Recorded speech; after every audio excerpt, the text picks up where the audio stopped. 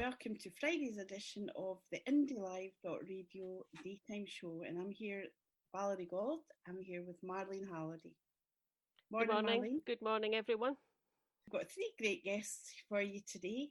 First of all, we're going to be talking to author and crime fiction author Allan Martin and his wife Vivian Martin, who's a writer too, who specialises more in travel and articles in various magazines. So we're going to hear all about their writing shortly.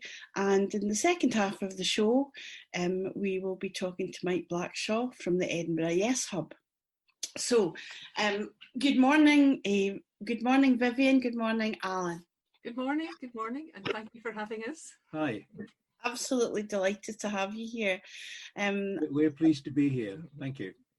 We were actually talking to Ruth Wishart recently, and we were talking specifically about books and book festivals and how that has affected how the COVID-19 pandemic has had quite an impact on book festivals and how they've moved online. So how has that affected your ability to do your job and do your writing? I mean, I suppose being an author is a fairly solitary occupation anyway, Allan. How are you and Vivian coping in these difficult times? Well, to be honest, we've not found them too difficult personally, because as you say, writing's a solitary occupation. We can just sit down at home and get on with it. What we do miss is the ability to travel about, and that's particularly affected Vivian's work in writing about places and their history and their ambience and so on. It's not so easy to do when you're not there. But for me, there's been plenty of things to do. For instance, I was asked by Ken MacDonald, the publisher of I, Scott magazine, to write a novella featuring Angus Blue, my detective inspector, and how he copes during the lockdown. So it's called A Fatal Contagion, and it features Angus Blue and a case of a body being found in a camper van in Oban in the middle of the lockdown. So that had to be written and then edited, checked, proofread, and so on. So is that finished then? Oh yes, that was given out to subscribers of iScott magazine as a free gift, and it's now available from a website called Pocket Mags. I'm a subscriber of iScott magazine, but I'm terrible for not. I get deluged with emails. I must scroll back, and because I'm. As soon as you said that, I thought, well, I can't wait to read that, and it sounds like I've already been sent it, and I've missed. Well, are you a print or digital subscriber? I'm a digital subscriber. In that case, you will probably have received an email telling you how you can get a copy. On Pocket Mags. You won't have been sent one. That's the print subscribers, but you will have received an email that will tell you how to get one. Excellent. So I'm not daft as daft as I think then. That's fine. So let's tell our listeners a bit more about your work. Marlene, you're talking about the novella involving this very fascinating character, detective inspector or inspector? Yes. Detective inspector, that's right. Detective Inspector Angus Blue. Marlene is currently working her way. She's enjoying your first novel, which is called The Peat Dead. I read that last year. Yeah. I read that actually when you came on the daytime show before, about over a year ago now. Oh, right. I have just finished your latest book, The Dead of Jura. So tell us a bit about how you came to invent this character of Angus Blue. Oh, no, that happened over quite a long period of time, because I started work on the Peat Dead in about 2013, 2012, something like that. So that took quite a long time to develop. And once it was written, I got some advice from a well-known author, Doug Johnson.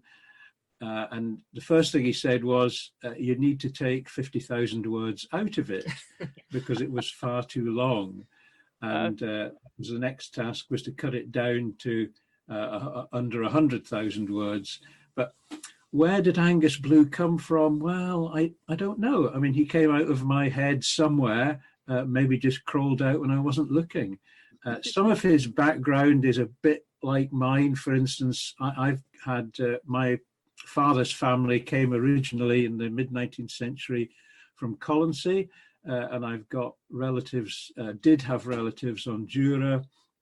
In fact, some of the mentions in the Dead of Jura to relatives there of Angus Blue actually are my relatives. So I've got connections, albeit distantly, with those places. So that seemed a natural place to set the first one. Plus, we visit Islay frequently. We try to get there at least once a year, and so we knew the place, and most of the settings are pretty accurate. Although we did have a meeting at the Celtic House shop in Islay in Beaumore last year, and somebody did point out that there's a bit where the road goes left, and she said, no, just at that point the road goes right. So there are one or two inaccuracies in there, I'm afraid. Well, there's not many roads on Islay, is there? So I suppose everyone knows them absolutely precisely. Well, that's a very good point. That's a very good point. So whereas the Dead of Jura is kind of looking at the past and a crime that happened many years ago that people have been trying to suppress, the Dead of Jura, on the other hand, is about a crime that's happening right now, and it's more focused on present day situations. It's very contemporary, and it deals with some quite.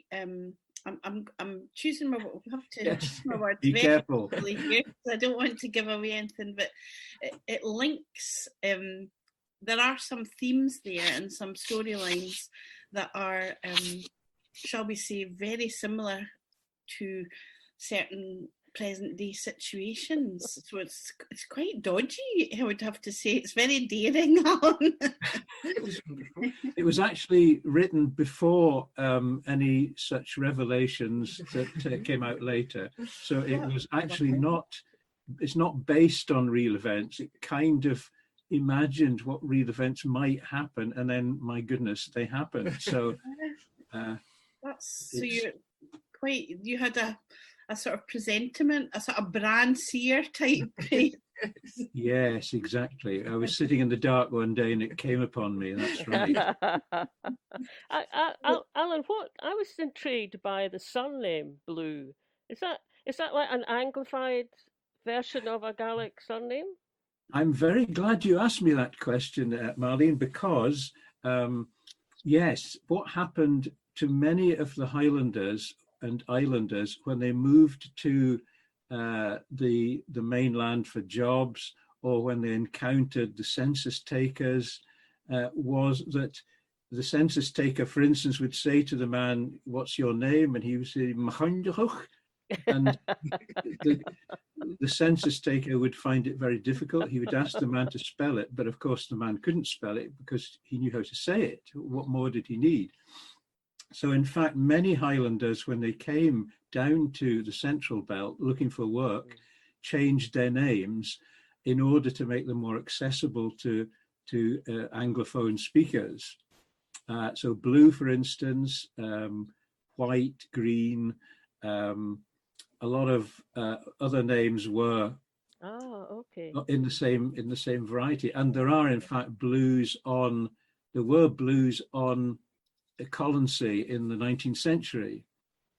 So there are records that I came across them when I was doing the genealogy stuff. Yes. So in originally would it have been Gorham or Leah or something? Well, it could have been Mahunya Hoch, something like that, you see, because a lot of Highland names were quite complicated in their structure and very difficult of pronunciation for the non-Highlander. But Vivian knows more Gaelic than me, so she might want to comment on that. No, not really. It's the same in the way that a lot of people who, when they came to the United States from Russia or from other, Eastern European countries in particular, their names were incomprehensible to the English speakers in the States. And so they changed their names, or they Anglified them in a certain extent. And I think it was a bit like that for some people in the Highlands. And if you had a much easier name to say, it was easier for other people and to relate to other people, to give you a name that's easy to say. Yeah.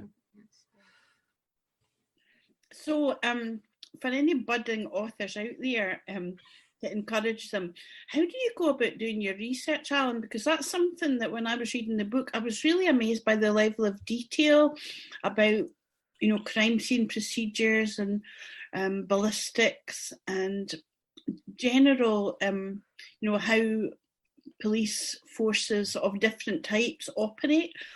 I just wondered, do you sort of approach police officers? Do you have friends that help you with the specialist knowledge? I think there are sort of three answers to that. One is, for the places, go there yourself. There's no other way to do it. You can go down a road looking on Google Maps and so on, but there's nothing better than actually being in the place. So in terms of the places, being on the spot is the only way to do it, I think. You can't get away with what Bram Stoker did with Dracula, taking it all from a guidebook. I didn't know that. Sorry?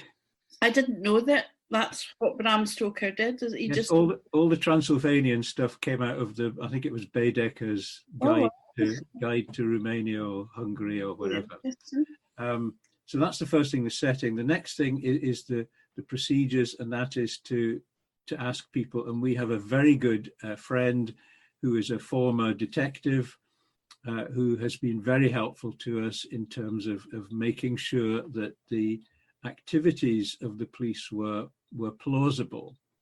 And I say plausible because I know that you can read some crime books where the level of detail in terms of forensics or whatever gets to the point that you actually wish the story would get moving. Yeah, exactly.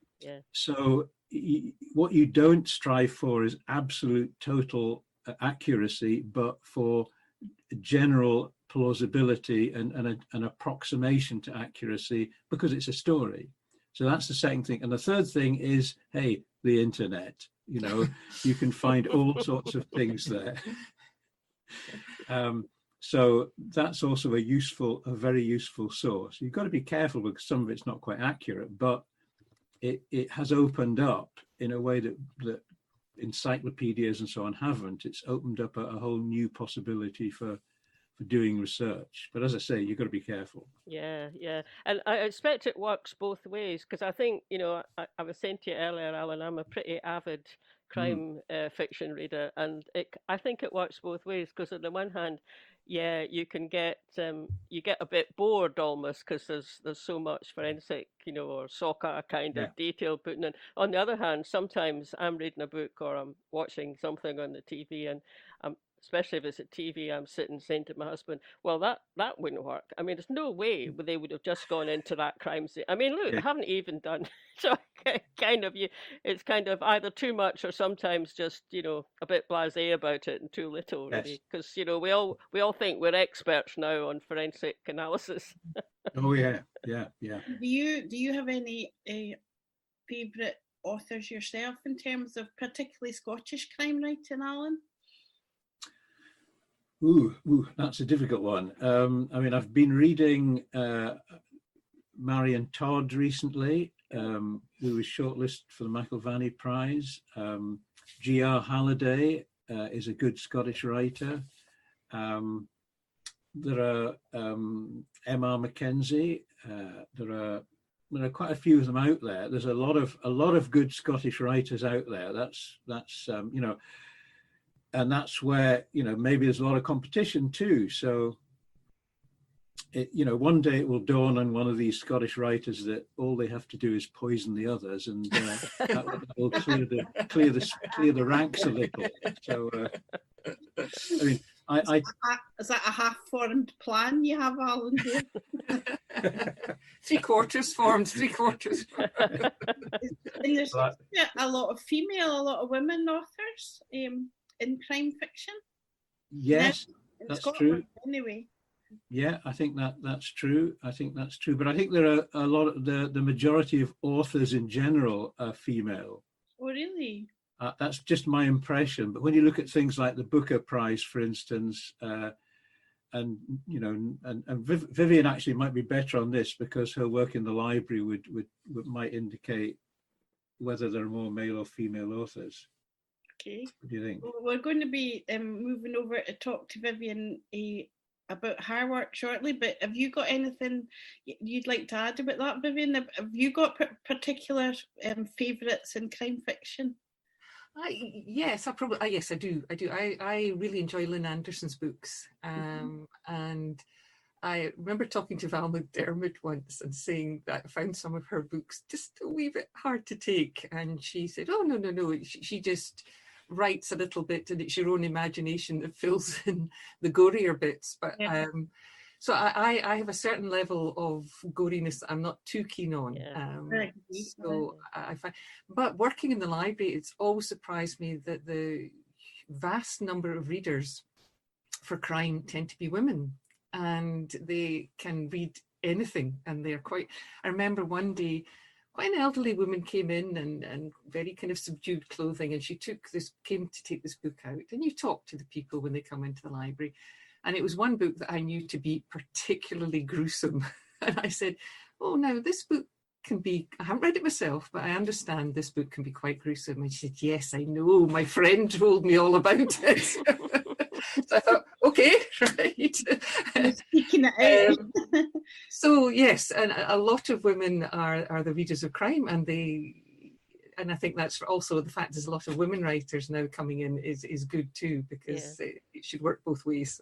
Yeah, it's interesting what you said about the sort of more gruesome side. I mean, it's a while back now, but there was a certain series of Val McDermid's that I probably saw them on the TV, and then I got one out the library, and I just thought, I don't want those images in my head, actually. So I stopped reading her, and I've never really read much of Jo Nesbø, the Scandinavian crime writer. Same reason, absolutely same reason. I thought, I just don't want, because once something like that is in your head, it's quite hard. It's quite hard to, get past it. But having said that, Val McDermid is such a good writer, and her more recent books, I've read quite a few of them actually. They're not in that same kind of dark place quite so much. That Wine in the Blood series that was a bit very like that, wasn't it? Yeah. It was, yeah. Yes, it was, yeah. I've met Jo Nesbø. I met him at when I say met, he signed my book. You've met him. He used to be a rock star, didn't he? He's very handsome. But he's Norwegian, isn't he? He was here in Glasgow a couple of years ago for the I Write Book Festival. Tell us about the book festivals.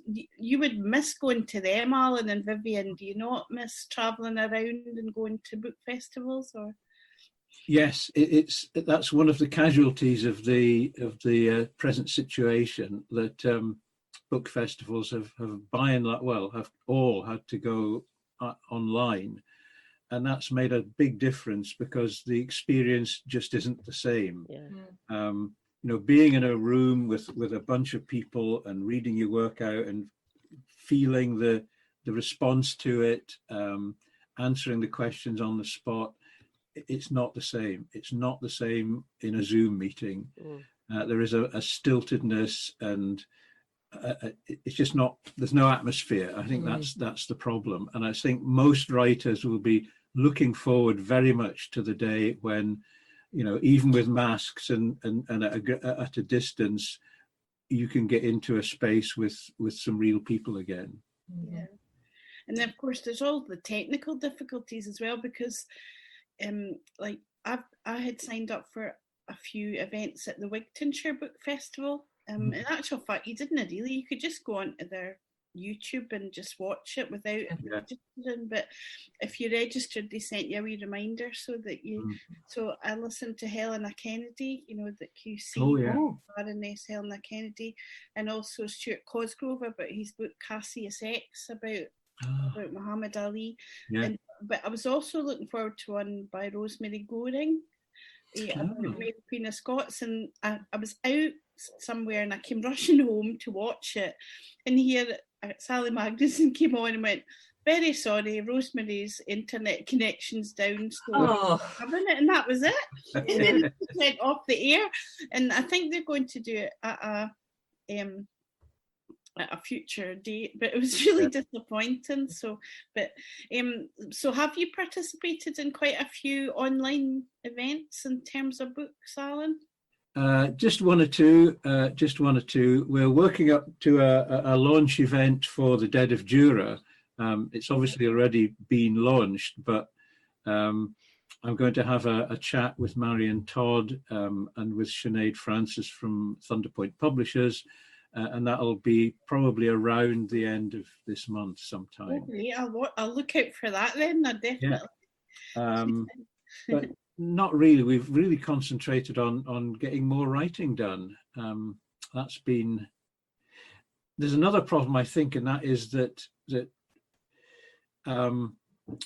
authors read their works, and not every author is good at reading their works. And when you see them reading it in a live space, that's a different matter. But when you see people reading online, it's kind of taken the atmosphere off it. Intimacy, it's not the same. Yeah, that's right. And so the reading can sometimes be a little bit tedious, to be honest. Yeah. So it's not every writer that can actually animate what they're reading. So in terms of your writing, Vivian, you very much concentrate on writing about historical matters and also about different parts of Scotland. That's right. Yeah. I mean, my background is I studied history at university, and I studied Scottish history at university for the reason that really we didn't get it at school. And when I went to university, it was to study French and German. And I thought, no, actually, I would really like to know more about my own country. And that was kind of the spur to studying Scottish history and European history as well. And when iScot started up and I came across a copy of it, I can't remember where, and I thought, oh, no. The good thing about iScot is it covers so much. It's not just, a cookery magazine or a political magazine or a sporting magazine. It covers the whole range of what's going on in Scotland. So I sent in a couple of article suggestions to Ken MacDonald and was very pleased when he said, yeah, go for it.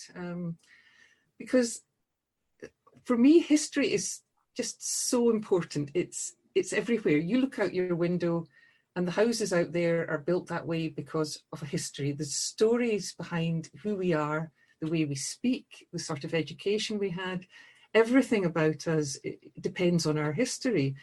And there was a sad quote by the author Julian Barnes when he was talking about dementia. We're made up of our memories. If you start forgetting who you are, your past, your history, you actually stop being a full person. And I think that applies not just to individuals, but to countries as well. And that we need to know our past. We need to know why it's the way it is in order to understand ourselves as individuals, but also the country we live in. And so the past to me is vitally important to the present and the directions that we take in the future. So true. We had a very interesting talk about a month ago at Pensioners for Independence about Scottish history, touching on some of the very things that you say there from Elspeth King. Oh, yes. Yeah, you would know. You're going to know Elspeth, won't you? No, I actually, I'm glad you mentioned her. She is one of the most amazing people I know. And I wrote a very long article in her called Behind the Scenes at the Museum. And she was brilliant to interview. She is quite a character. But what she was saying tied into so many of the things that I feel and I write about as well, because how do you preserve your past? How do you present your past? And whose past is it?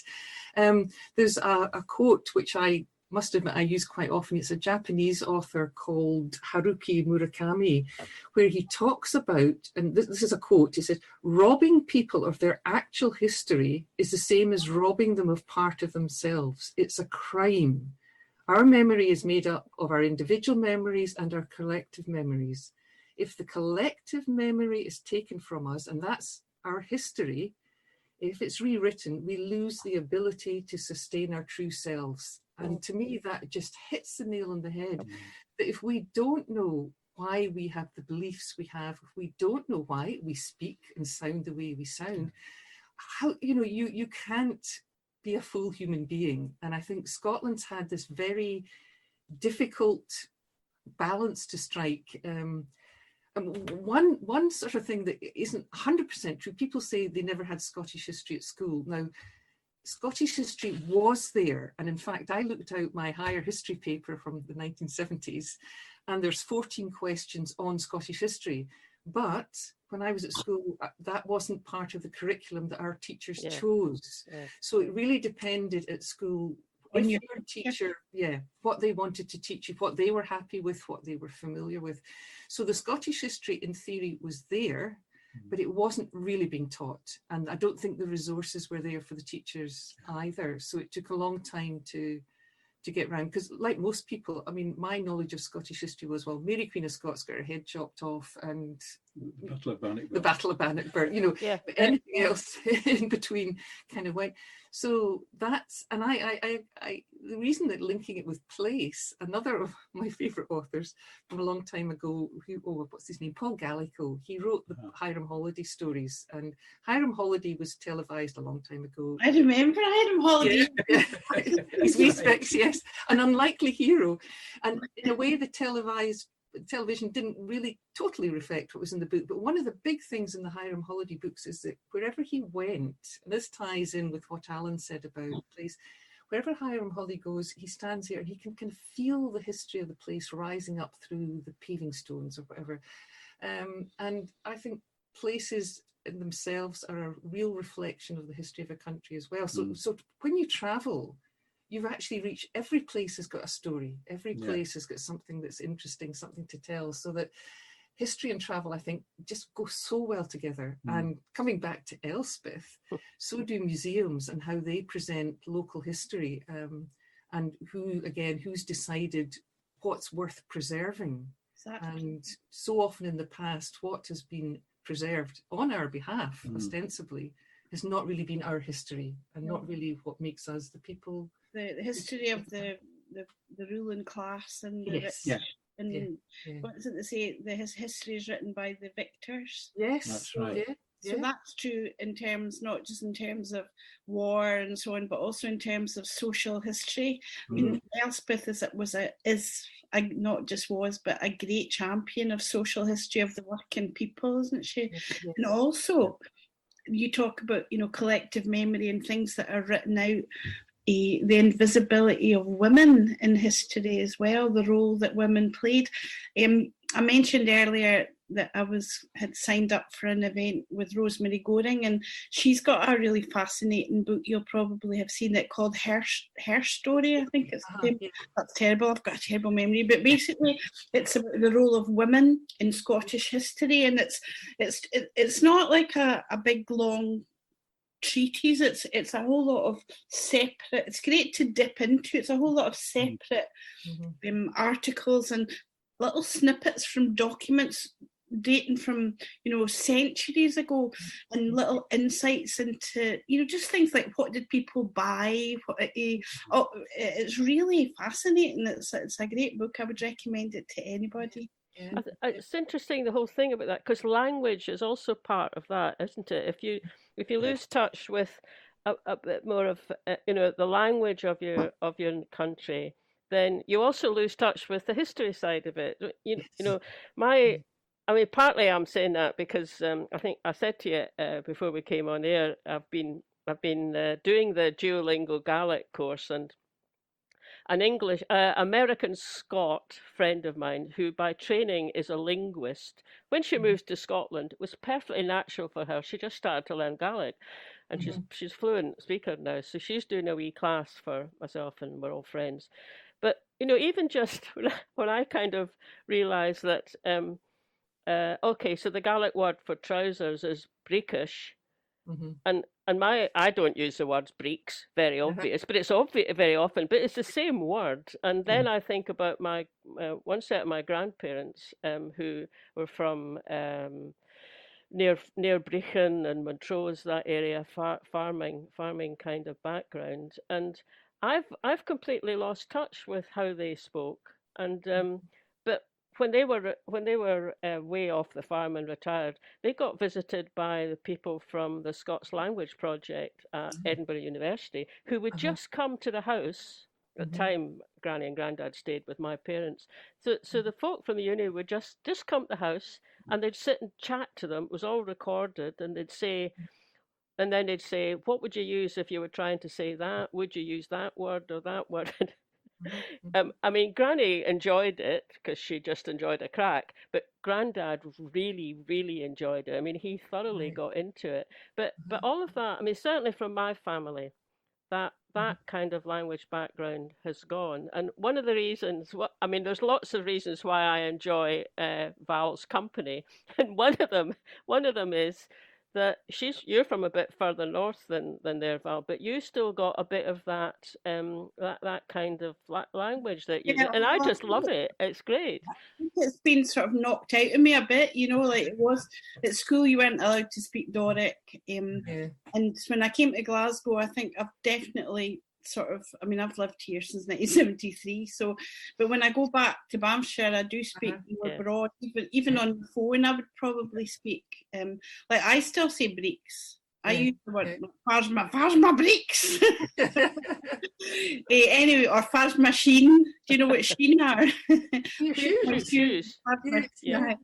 Anyway, see, while we're talking about language, maybe we could have a little musical interlude, Marlene, because one of your choices, we asked Allan and Vivian for some musical choices, and while Marlene's getting it ready, we could maybe talk about a little, and it's about language. It's a really quite a poignant and sad a book and musical project connected with it called The Lost Words, which is a book about words that are disappearing from children's minds and lives, words like dandelion, otter, bramble, acorn, and that inspired a book and also a musical project with some of our finest musicians in Scotland, like people like Karine Polwart and Chris Drever.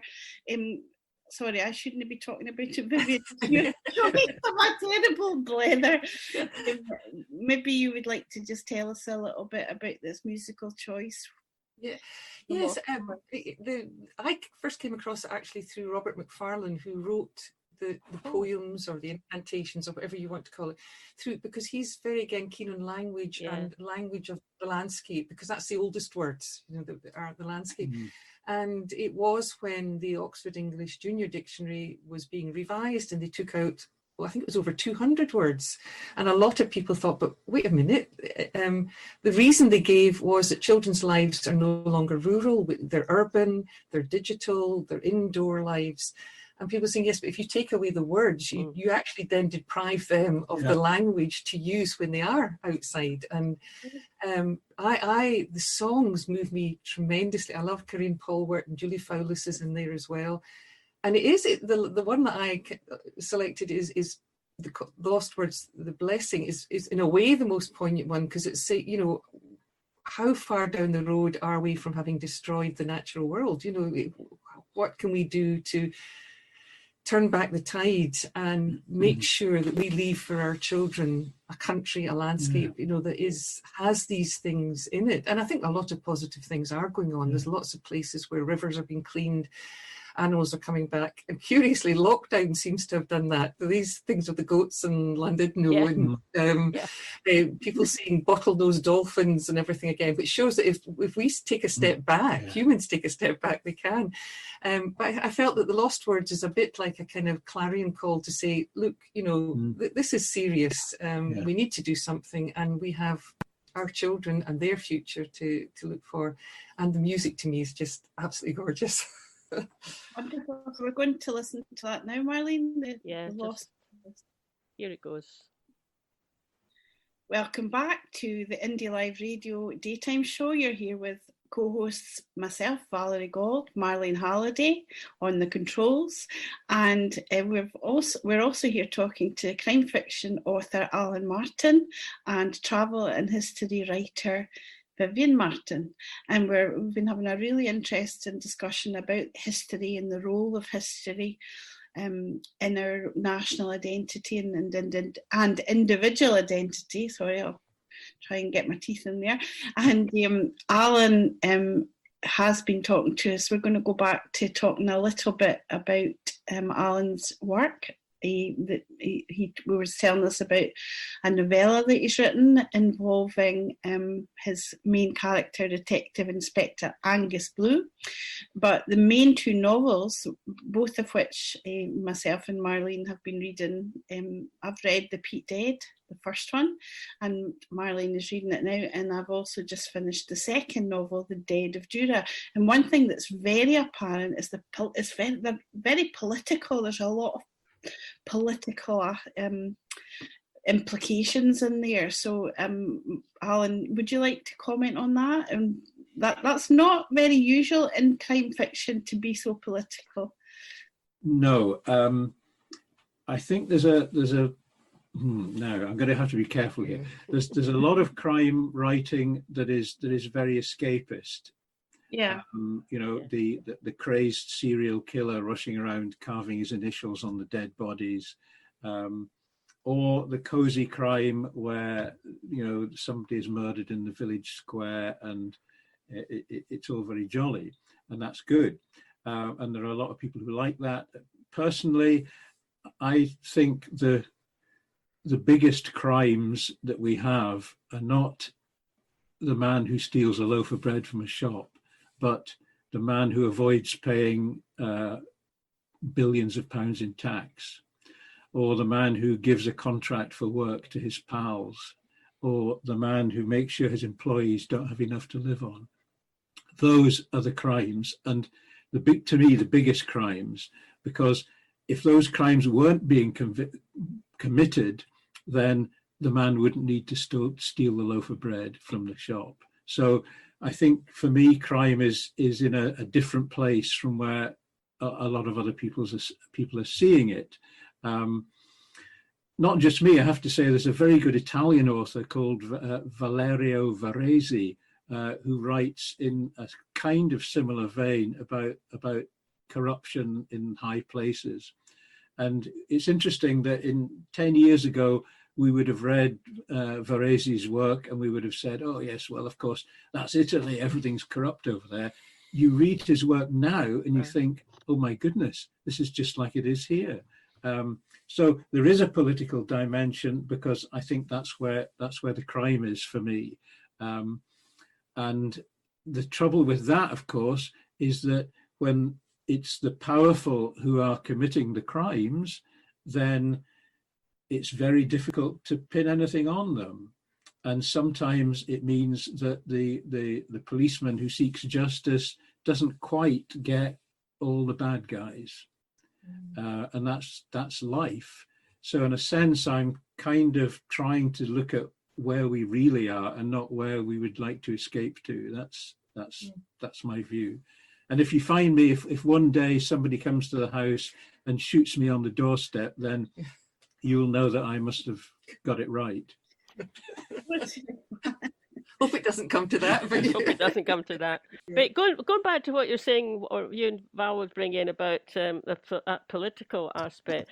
I mean, it's noticeable in the Peat Dead, but actually, when I'm reading, whether it's crime or anything or any other kind of fiction, when I'm reading that and it's about this political situation in Scotland, the current one, well, you know, the last 20 years, actually, I really appreciate that, because, you know, I think when that kind of aspects brought into fiction, it becomes part of the general discourse, doesn't it? And you can say something. Well, you say something in the you know, you make it's quite a strong kind of. It's not a big part of the book. I mean, it's no part of the storyline. But when you bring in the story about a possible British studies module being taught in schools throughout the UK, including Scotland, I mean, I come across that and I go, yeah, that.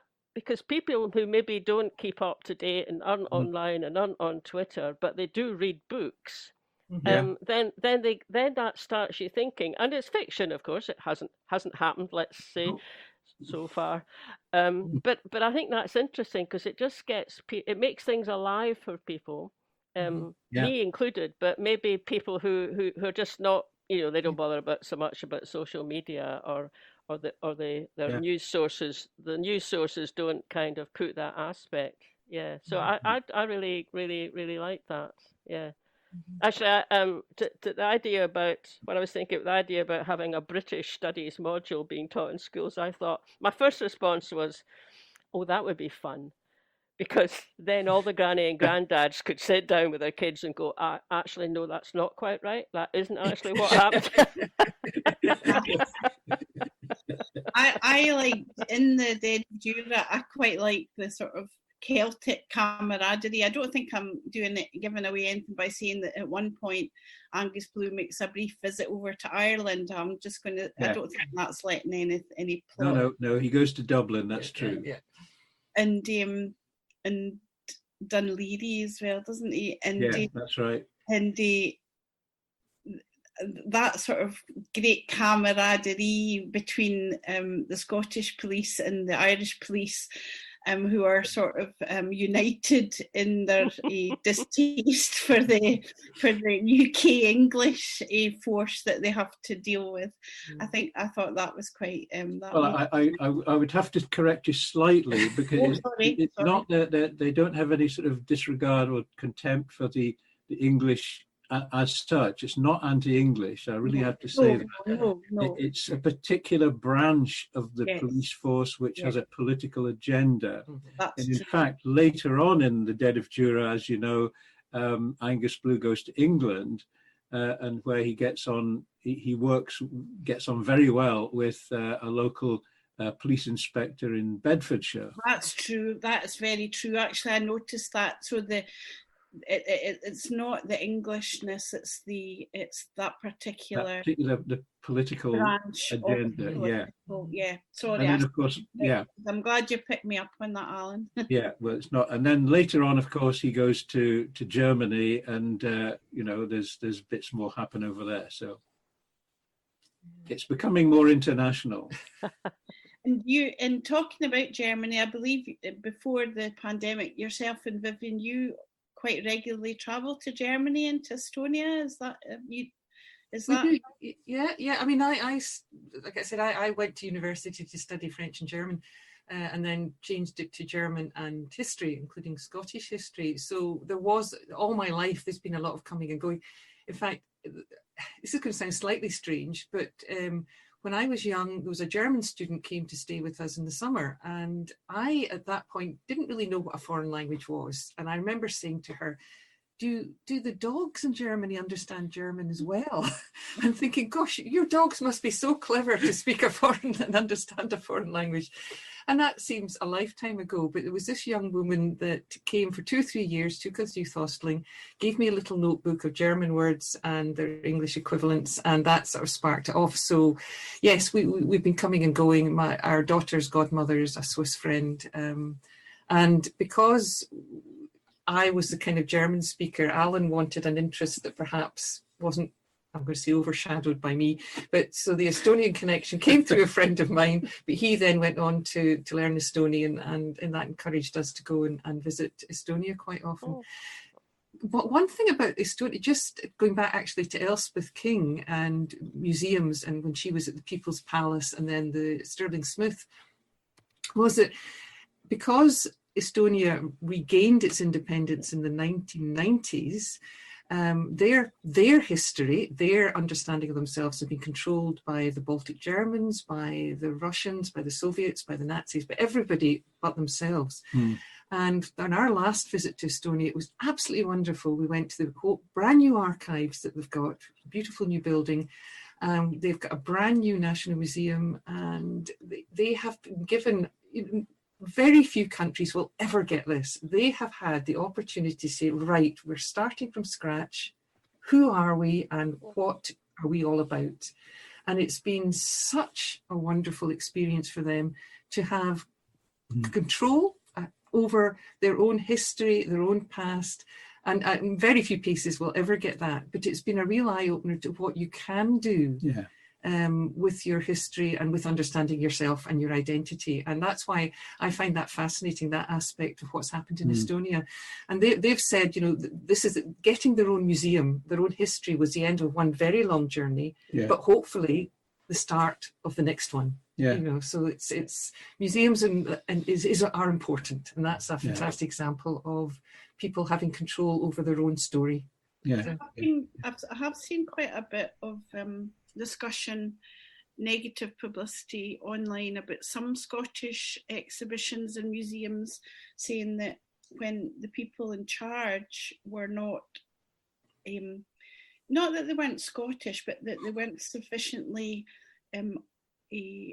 acquainted with and understanding of Scottish history and culture, that sometimes there were exhibitions put up, for example, about Scottish history, where the things like the Highland clearances were brushed out, or it was presented as, like economic migration, that people were doing it because they wanted to, not because they were forced off the land. I don't know if you get any views on that, Vivian, about the importance of I remember my very first Scottish history tutorial, and this is going back a long time, and the guy came in with a helmet with horns on and said, right, the Vikings didn't actually have horned helmets. There are myths in history that we kind of swallow. And he said, at that point, now, there are myths, and some of the myths are part of our history. And he said, let's take the Highland clearances. And everybody kind of went, what's coming next? And he was trying to push at that point the economic aspect that, yes, people were leaving. And yes, people were leaving, but not in the way that the Highland clearances turned into. And in fact, my most recent article for iScot is looking at around Loch Torridon, and just looking at, you've got all these empty buildings, you've got empty schools. Where did the people go and why? And if you actually, this is where archives and museums are so important, because if you go back to the original sources, you get the story of the people on the ground, not the nice airbrushed history that some people, naming no names, try and present. And it's Jim Hunter's recent book, Insurrection, again, is looking at that terrible time in the mid-19th century when there'd been the famine in Ireland, but the potato blight also hit Scotland, and desperate times, absolutely desperate times. So yes, there were these things were pushing people off the land, but there was so much more, the putting up of rents, so people had to leave. This short tenure, there's a million and one ways landowners had and used to make life just untenable and unsustainable. And yes, a lot of particularly national museums have been very bad at presenting what really happened. And I think things are changing. I think they're getting better. I think more people as individuals are aware of what happened. There's a good source. There's a magazine called History Scotland, which we subscribe to, and it's written by, some of them are academic historians, but it's actually written by a lot of other people as well. And it's a really good starting point for getting to grips with some of these issues, and not just accepting the wrong interpretations that we're given in some of the big institutions, which are still in the sway of people who don't understand. If you're part of a ruling class, a ruling elite, you've been brought up to think you know what's best for other people. You present that. You don't actually present the story that, say, Elspeth King would have presented. So we need to be on our guard very much, but we also need to know what actually happened in order to come back with the argument and say, no, that's wrong. These sources show these words written by that woman on that day when her house was burnt down. That's the reality. So it's what we know. It's so important that we educate ourselves and we know what really happened. Yes, indeed. And I think sometimes, one way that I have found myself connecting with that whole side of Scottish history very deeply is just by walking.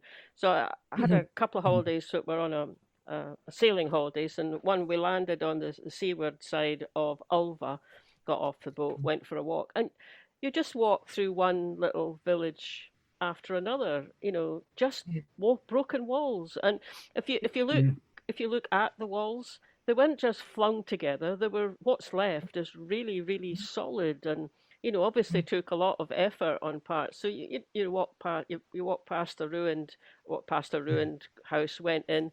There's just millstones lying around because that was where they ground their barley, presumably, and that's very touching. I mean, I can be in that landscape, and I touch into an emotional response that goes very, very deep into me, and I think partly it's added to because I had stories from the grandparents that lived up in Forfarshire about the land as well, and I think maybe when people see that, hopefully some of us think, why was that? Oh yeah, the clearances, and try and find out a bit more about it, because it's tragic and it's heartbreaking when you go and find out, as you say, the more accurate story of what happened. Sometimes if they leave, if something is left untouched, the history is so much more vivid. I'm thinking of when I was in France not that long ago, my friend took me to Oradour-sur-Glane. I don't know if you've heard of Oradour-sur-Glane. It's a place not too far from Limoges in the Limousin, and it is a village. It's called what French call a village martyr, a martyred village, and it's basically the scene of a terrible atrocity where hundreds of people were killed. The men were all shot, and the women and children were up in church, and it was set on fire. And so so there's a new village has been built adjacent to it, but they've left the whole place untouched, and you visit it as with all the information, and there's still like old burned out cars sitting there, and it's very, very powerful, and that's been left there, I think, and it's not the only village martyr in France. There's quite a few where they have these memorials and plaques and so on, but that one is particularly it's not that's so interesting. Sorry. I was just going to say that these things, yes, because otherwise we forget these things happen. We forget what people are capable of. And similar things happened in parts of Germany as well, where they decided not to restore things because they wanted to say, this is what we are, this is what human beings are capable of. And we don't want to revisit this. And we do forget, it just passes on, and we get on with our lives. So that in some cases, I think that's a really good example, because what happened there was just, you can hardly get your brain around it. It's so barbaric, but you want to say, but it happened, and people are capable of doing that. So we need to know what happened in the past to try and stop it happening again. What comes into my mind at the moment is just briefly, is that the difference between that decision being taken deliberately, it's a deliberate decision to keep that as was. What we've got in the Highlands is just neglect. And no one said, "Oh, we'll leave that because at some point in the future, we want it." It was just left because no one thought it was important, and presumably the landowners didn't, and no one thought it would ever come to anything. And so maybe in a way that's a little bit fortunate in some respects, is that those deserted villages are still there, and you can still walk through them and get a sense of people's lives, just kind of by accident, because no one thought it mattered. Well, and I think that's actually the key to the whole thing, was that, you know, for the rich, for the landowners, the people didn't matter. What happened to them did not matter. And it's, again, it does tie in with my most recent article. It was saying that, you know, change happens. There's development, science, technology. The change in itself is not the bad thing. It's how it's managed by the people who have the power, who have the wealth. And history does unfortunately show that an awful lot of the time it's not well managed. It's not managed for the benefit of the people it actually affects. And the fact that things are just left kind of derelict, we still have a terrible problem with land ownership in Scotland, I think. You know, that we think we're making progress. And with the right to roam and the 2004 Act, I think it was, you know, I thought this is good. We're actually really making progress. We're coming into being a modern European state. And an awful lot of things seem to have stalled. And I think that's very unfortunate. The whole second homes things, Leslie Riddoch made a comment on Twitter. And I said, well, in Switzerland, they manage it differently. And in Switzerland, you can't just turn up, buy a property and disappear for most of the year. And there's only certain areas that people who are not resident can buy property, and they tend to be in tourist areas, and it tends to be a kind of, you can buy maybe a chalet. So their property, their land is there for the people who live there. And I'm sure Leslie Riddoch's talked a lot about this sort of thing in the Scandinavian countries and the same. In Scotland, we are in a different century altogether. I mean, the fact that so few people own the land and can still decide what happens to it is, for my friends in Switzerland and Germany keep going, why in Scotland do you let this happen? And that is a humdinger of a question. And that's something that, as you say, Leslie Riddoch and people like Andy Whiteman, you know, are very hot on, and it's definitely something that a lot of people in the independence movement want to see on. But time is marching on. You've been with us for nearly an hour now. We're hoping that you might stay with us a wee bit longer while we get our next guest in, and we could maybe, are you okay to stay with us? Or yeah, absolutely. So, welcome back to IndieLive.radio, to the second hour of our programme today on a sunny Glasgow Friday. I was going to say Friday morning, but it's now Friday afternoon. So if you've been listening into the first half of our show, we've been really enjoying talking to writers, Vivian Martin and Allan Martin. And now we have another guest, and we're delighted that Allan and Vivian are going to stay with us. Whether they'll get to speak at all, we're not sure. Because we have got the very loquacious and charming and very hirsute Mike Black. You can't see him, but he's got his Santa Claus beard. Mike Blackshaw, the inimitable Mike Blackshaw from the fantastic Edinburgh Yes Hub. And we're delighted to have you with us here today. Hi, Mike. Hi there. I gather you said that they might not be able to speak. It's because I always do all the speaking. I'm being dead cheeky. I've got a cheek to talk, Mike. No, good. Well, I was going to say yes. I agree with that. The phone lines were buzzing, agreeing with me. So I'm glad to come. We'd like delighted to see you, and we'd like you to start off just telling us how things have been going during lockdown. Okay. At the Edinburgh Yes Hub. Yeah, lockdown, of course, has made us have to change a little bit. We can't have meetings anymore. We hardly have people just drop in for a coffee as we used to do. We've had to really up our community work, as in food bank collections and things of that nature, because things have, as you know, have become very difficult in a lot of schemes and poorer areas.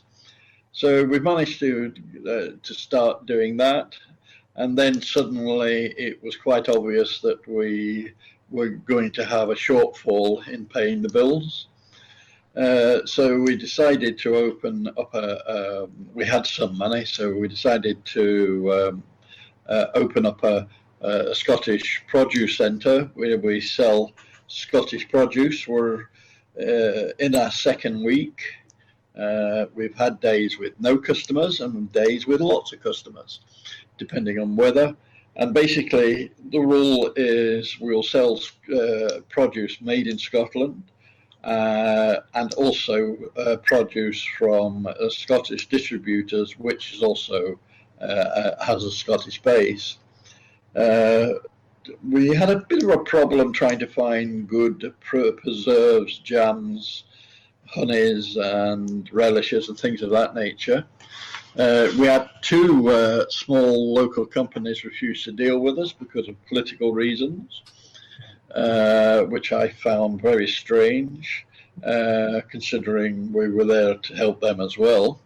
But we've got a good selection of, should I say, sweet tooth items, because I think Scotland has got a lot of lovely small companies like Cobb's, Mackay's, Ross's of Edinburgh, and things of that nature. And also we've started to sell, and quite in decent quantities, something that I haven't seen for 30, 40 years, sugar mice. Ah. You know, and beautiful, beautiful things. And, you know, it's surprising when you go through, especially some of the catalogues, the complete range of produce we produce in Scotland. Yeah. You know, it's quite remarkable, to be perfectly honest with you. Something that even I, who I've always been someone who tries to buy Scottish produce, and it's quite remarkable. But one thing I will come and say is I sourced a company, Dundee, Broughty Ferry area, Mackay's, who do jams and preserves, but they do them for supermarkets as well. But they also have a range which they do to small outlets, and more boutique jars and some stuff of that nature. So I told him what our ethos was, and he said, right, I'll tell you something.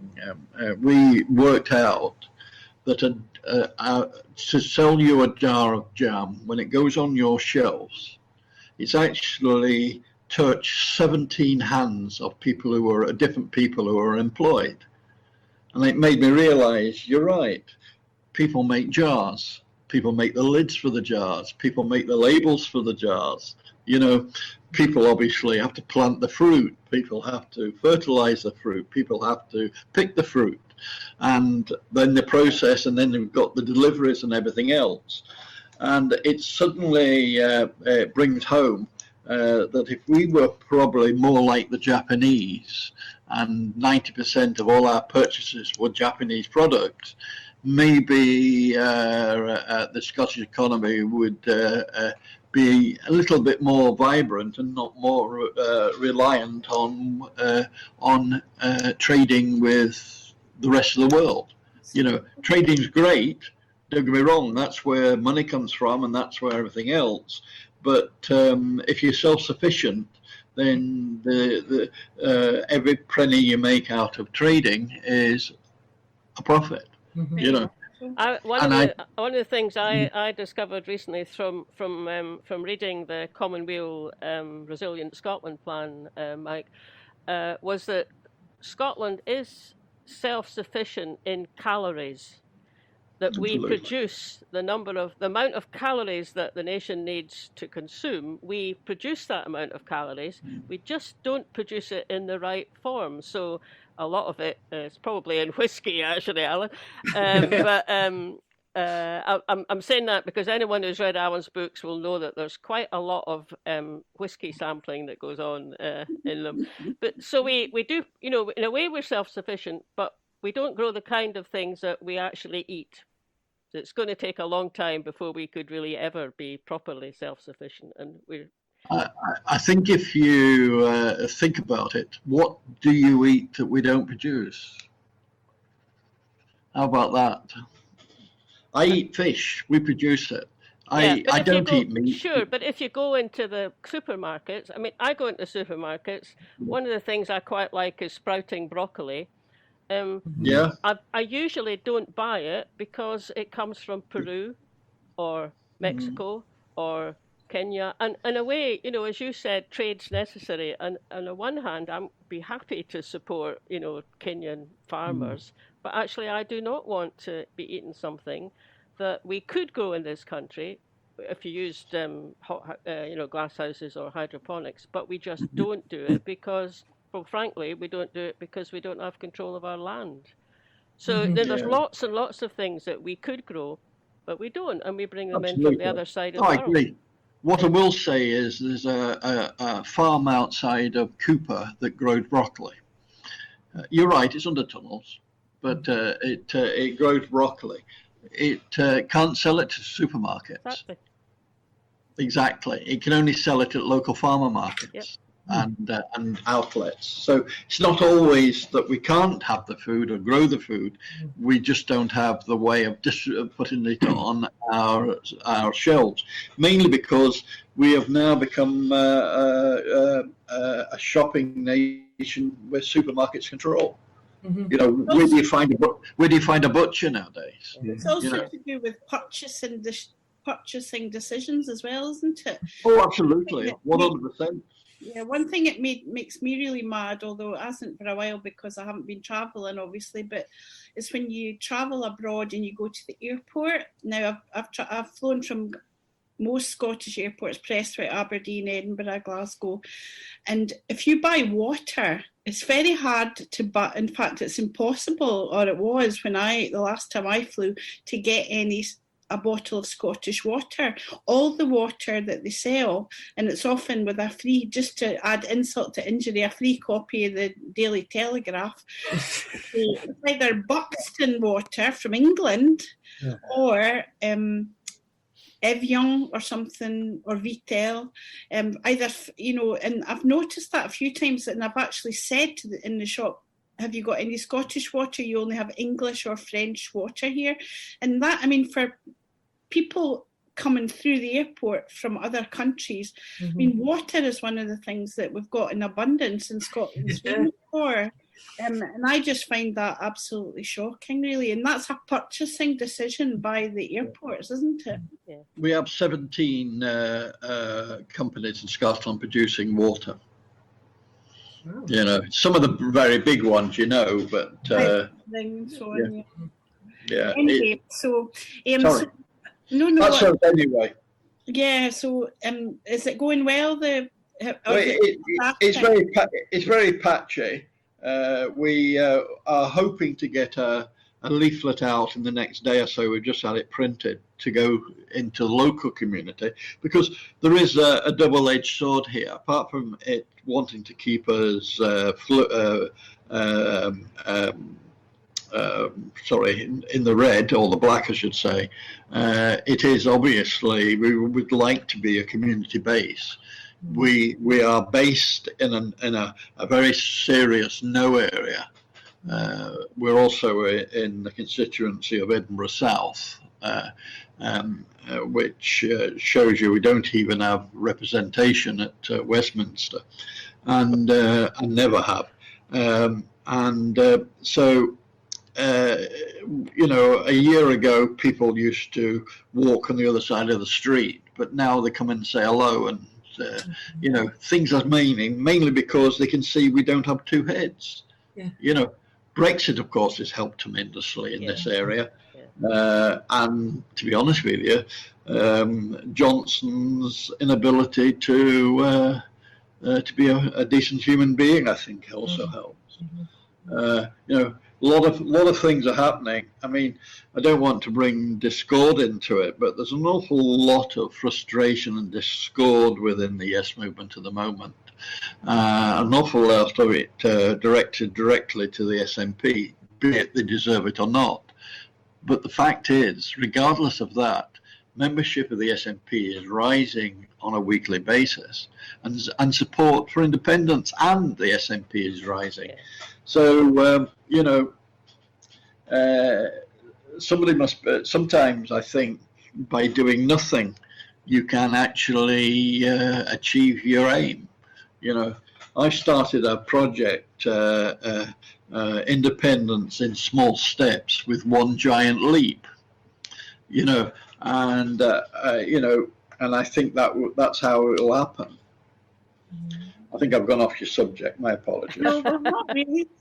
I was wondering if Allan and Vivian, if you've got any sort of reactions to the idea about the Scottish produce and doing.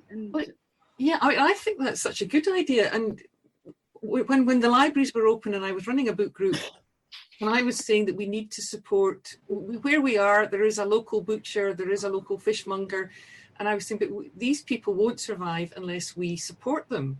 And the response I got from basically wealthy women was, oh, but I can get it cheaper in a supermarket.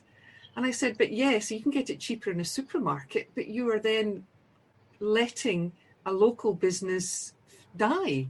And if we want to be able to feed ourselves and clothe ourselves, then we have to have these local businesses.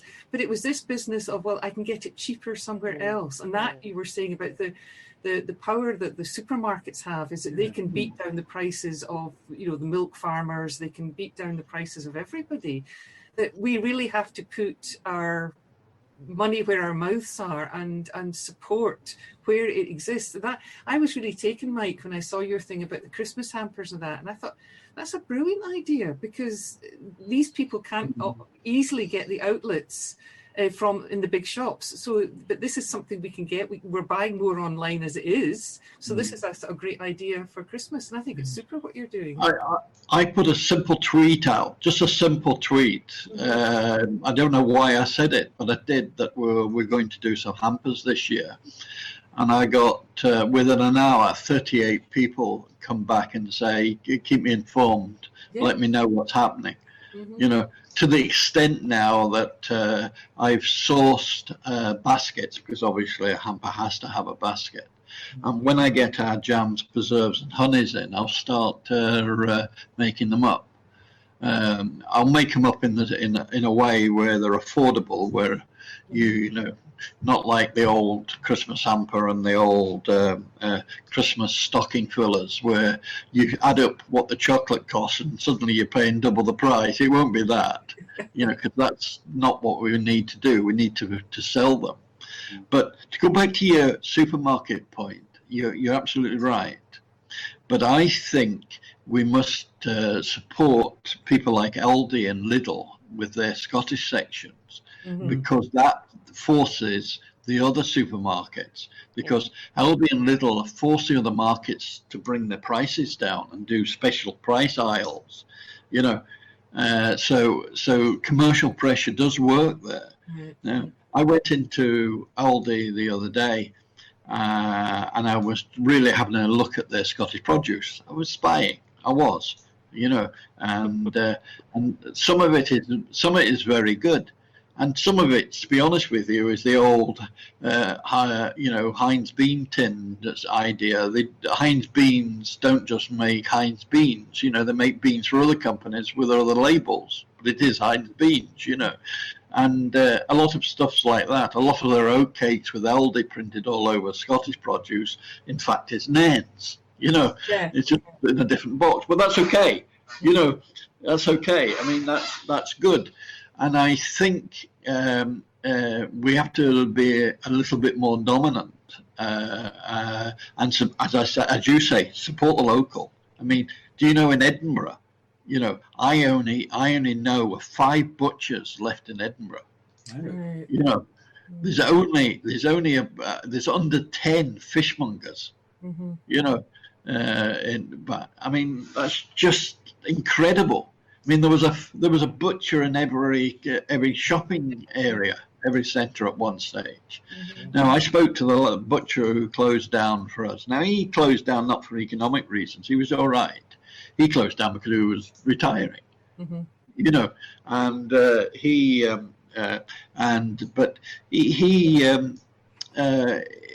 his argument was, yes, you can go to the supermarket and you can buy a cheap cut, but that's what it is, a cheap cut. He said, how you cook my meat? I mean, you have a roast beef from a supermarket and a roast beef from a butcher. He said, you've got a lot more roast beef after you cooked it from a butcher than you do from a man. Because you know, I'm sorry, cattle and thing we did, they are preserved with preservatives and water. Mike, You know. Mike, do you think it's going to be? I can see that supporting local businesses, that's definitely one way to try to do what you're doing with the shop, which sounds great. I mean, a bit more broadly, do you think it's going to be even possible for us to be able to track and trace, to use a current term, track and trace Scottish produced produce once the implications of the internal market bill filter through the land? The internal market bill, I understand the reason why Westminster wishes to do it. I'll be honest with you, I'm not 100% sure that it's to stymie the devolved issues, although it will. You know, it's a consequence of it. The problem, I think, is that what will happen and what has always happened is the dominance will dominate.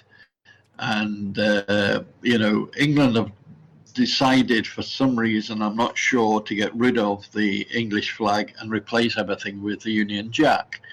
And I think that will continue to dominate. And I think the internal market will make Scottish farmers a lot poorer, and a lot poorer Scottish farmers means that more will go out of business, and that will probably mean an awful lot less Scottish produce being produced. You know, I mean, you can't put Aberdeen Angus on the table if there is no herds of Aberdeen Angus. You know, and there wouldn't be if there wasn't farmers weren't making money and being supported to do so. I'm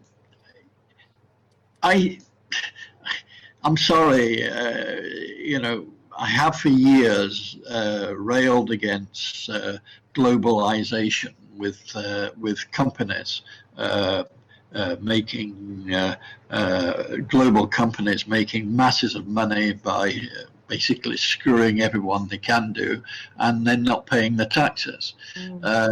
And I think it's just going to get worse. I mean, the reason we don't have electric cars in every single road and every single car is because for the last 20 years, petrol companies and car companies didn't want it. You know, it had nothing to do with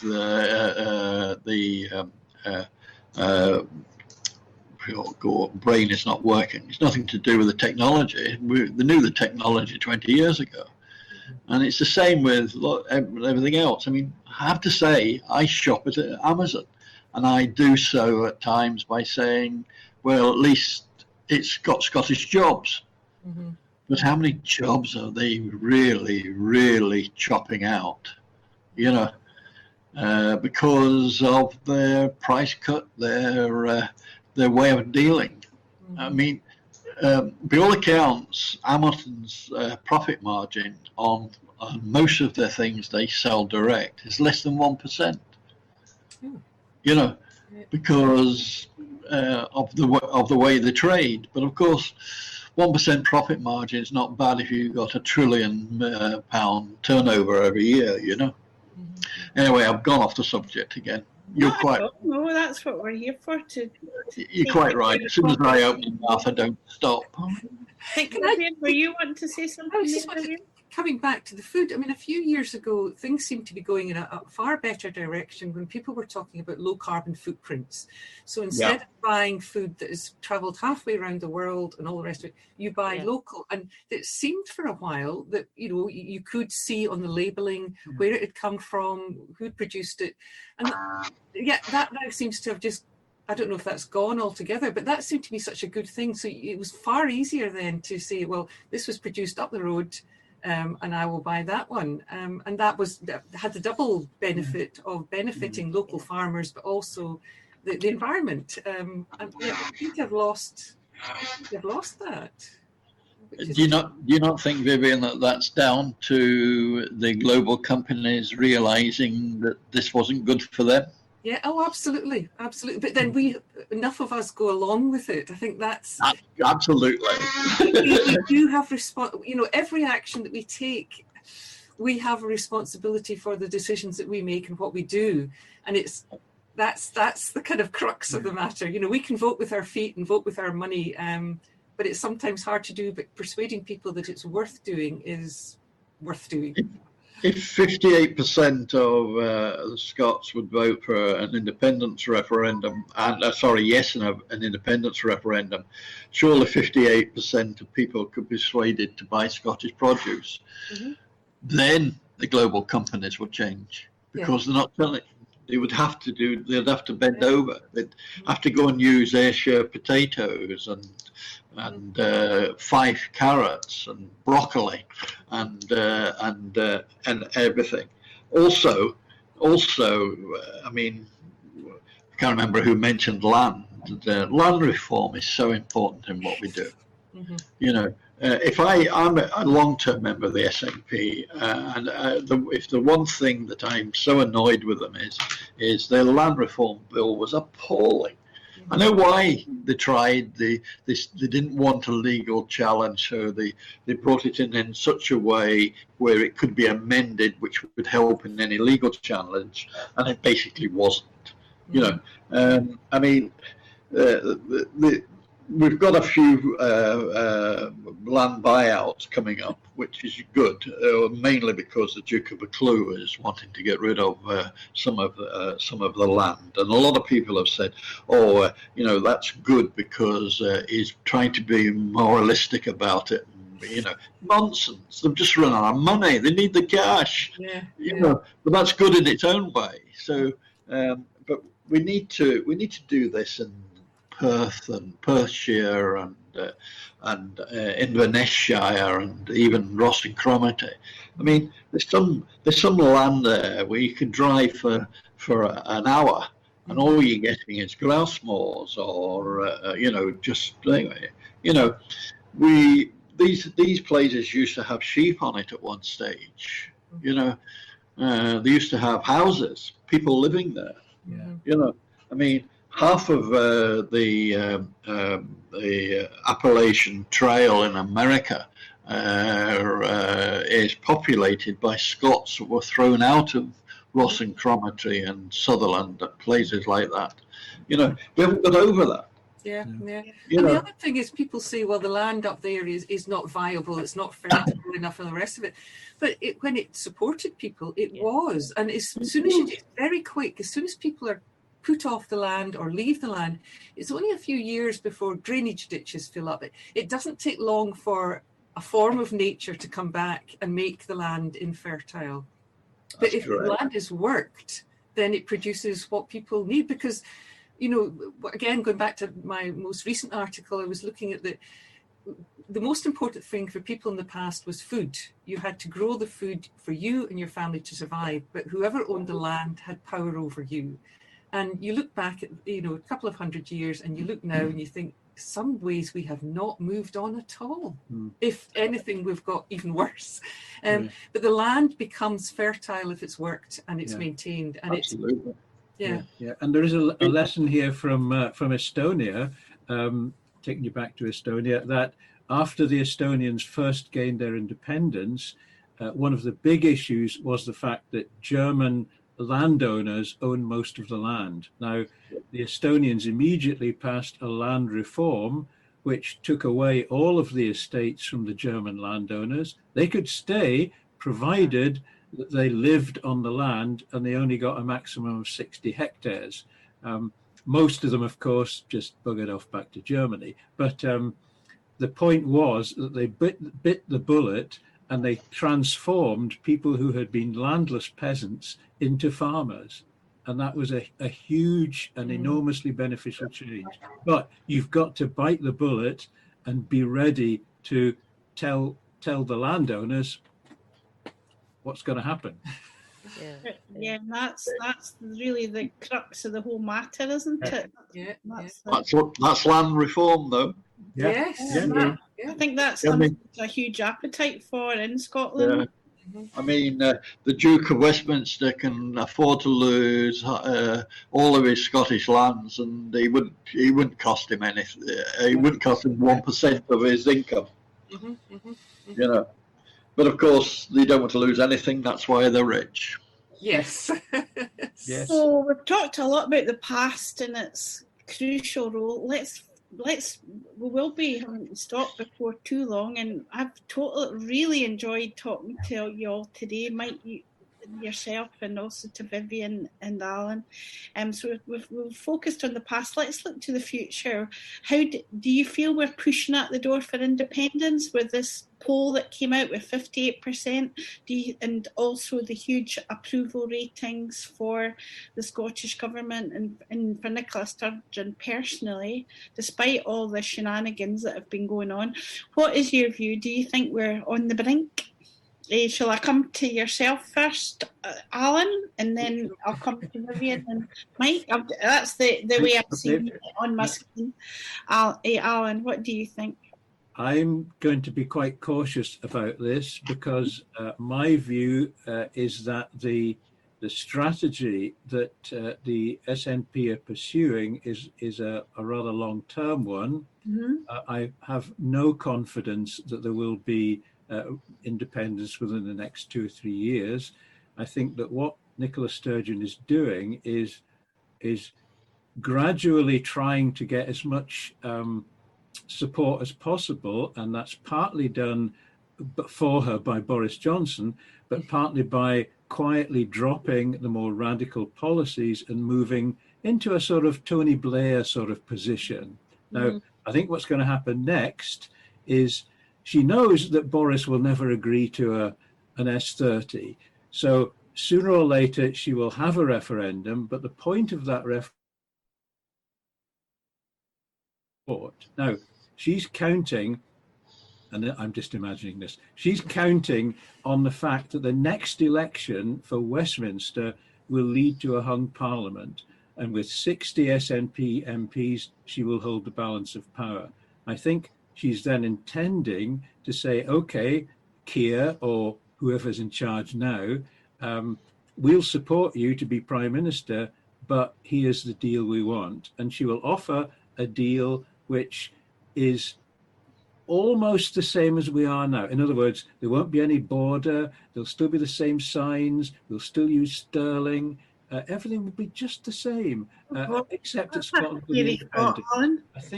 I think that's the long-term plan, that people will be able to feel that nothing's different, except there's a different flag on the town hall. Oh my goodness, so that's my view. That's very depressing. You've spoiled my day. Vivian, do you agree with Allan? Not totally, no. I live in hope, and I'm more optimistic. I'm long-term optimistic. Yes, long-term optimistic. I mean, I do think what has worried me in recent years is the backing away from, there was going to be land reform, there was going to be council tax reform, there was going to be pension reform, there was going to be, social housing, rent, and a lot of these things haven't happened. And I think, yes, the SNP have moved to the centre. And it does worry me that somebody like Bernie Higgins, I think that's his name, who's one of the Nicola Sturgeon's advisors, who also runs the Duke of Buccleuch's estates. Now, part of me feels that the kind of radical edge that we had even 10 years ago, 5 years ago, there was an awful lot of public ownership, a lot of real positive feelings about what the Scottish government was going to do. And it hasn't done them, and that does worry me. That does worry me. But I do think that the mood of the country, thanks again to Boris Johnson, to Brexit, but also to people learning more about what's going on, being more involved in politics. I think we're getting there, and I hope it's sooner rather than later. So let's go to the third beer, Mike. Allan, what's your view? Allan, you depressed me. I have to say, a plot for a novel. I have to say, you could be right though, because the tactics are slowly, But I'm reminded. I think it was Wilson that said, "A week is a long time in politics." Oh yeah.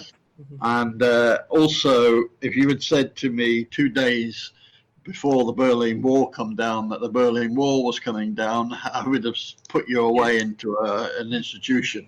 It just wouldn't happen. Yeah. The funny thing I think not all Tories are Johnson and some of Bowie and all these people. Some of them actually believe in constitutional rights, and some believe in the right of democracy. And there's an awful lot of Tory talk in their own constituencies in England regarding the Scottish question. And a lot of them state that it's a democratic deficit that won't go away unless we find a way of making it go away. And they are upset that all Johnson is doing is talking about it, as we are upset that all Nicola's doing is talking about it. And no disrespect, I understand the reasons why, but that's what she's doing.